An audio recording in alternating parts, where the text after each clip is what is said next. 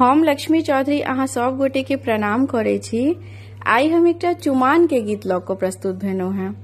चुमान के गीत के मांग आनंद मिश्रा जी केने छलखिन हैं। आनंद जी बहुत बहुत धन्यवाद जे अहाँ मांग केलहुँ। हम गीत गाबऽ के कोशिश कर रहल छी और आशा करे छी जे आगा अहाँ अहिना मांग करब। गीत नीक लागत तऽ गीत के शेयर करब। बहुत बहुत धन्यवाद।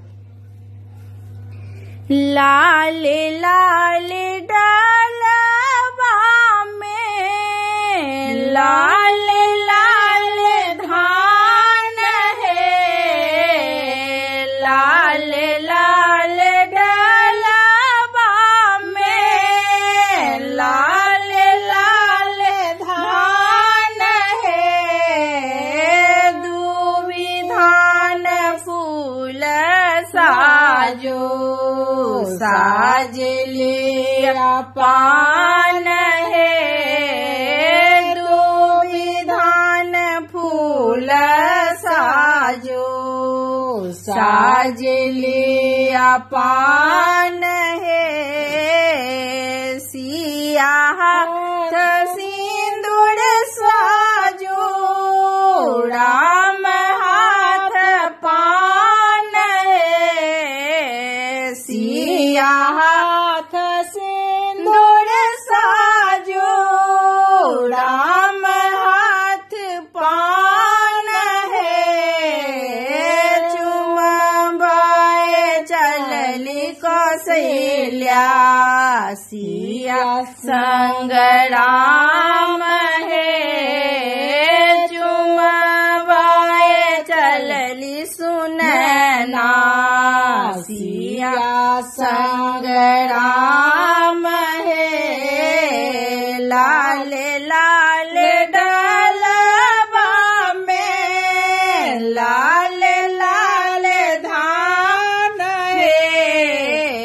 लाले लाले डालबा में लाले लाले धान है।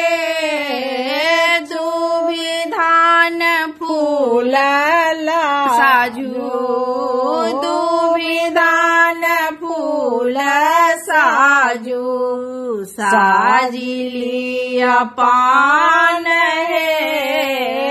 दूबी धान फूल साजो साज लिया पान है। सिया सीत सिंदूर शोभे राम हाथ छाछ है। सिया सीत सिंदूर शोभे राम हाथ छाछ है। हिली मिली चुमबा चलियो हिली मिली चुमबा चलियो।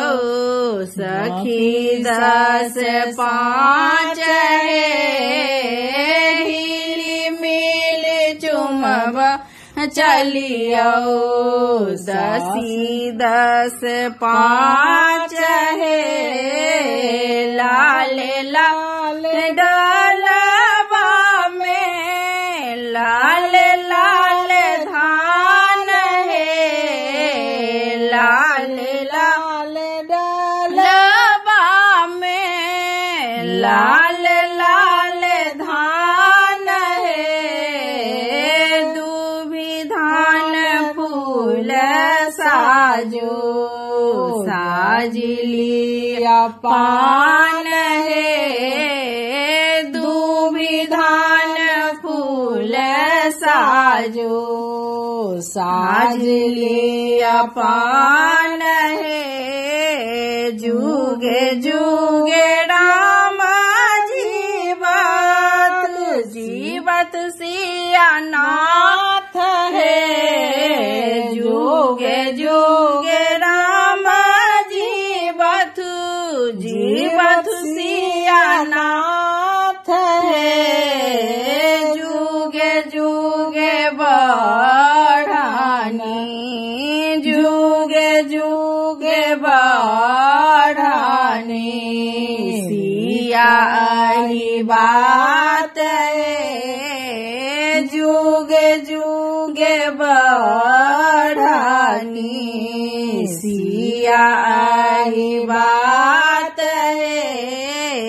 लाल लाल डलबा में लाल लाल धान है लाल लाल डलबा में लाल लाल धान है दूबी धान फूल साजो साजलिया पान है दूबी धान फूल साजो साजलिया पान